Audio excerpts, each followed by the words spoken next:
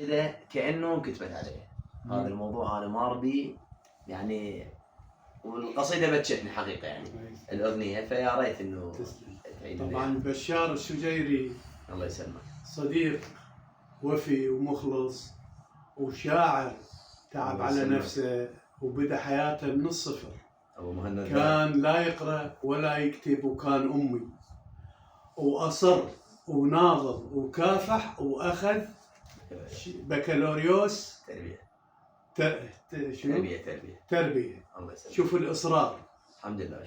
لأن صارت صدمة بحياته، إنسانة كانت مثقفة ووصلت وهو بعده ما واصل. أصر أن يكافح ويقرأ ويكتب حتى يوصل للنجاح، وفعلا وصل وصار شاعر. الحمد لله. وكان بقدم برامج والحمد لله كل زين. أنا أفتخر به طبعا. تسلم تسلم أستاذ عزيز. وأنا أهدي له هاي القصيدة اللي هو يحبها. والنعم منك الله يخليك. يقول: بكل سهولة تريد أسامح وانسى آلامي وجيك، كم جرح خليت بي تريد أحسبهن عليك. الله. البنيته وياك راح وانتهى ويا الزمن، ما أطخ راسي إلك وارجع بلهفة وشجن. انت من ذاك الطريق وانا من هذا الطريق، صعبة انا وياك نمشي وتحتضن ايدي اليك.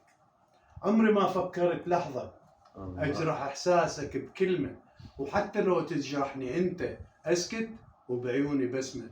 اليوم كل شيء انتهى، الزمن خلى النهاية. انا لو ادري بخداعك انسحب من البداية. انا راح ابدأ حياتي، ماكو شي يربطني بيك، وحتى اجمل ذكرياتي ابد ما تسأل عليك. ليش من تتعب تجيني ويمتى ما تحتار اشوفك.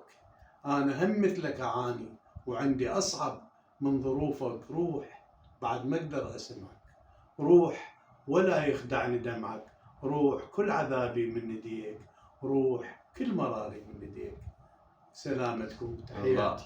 الله جميل.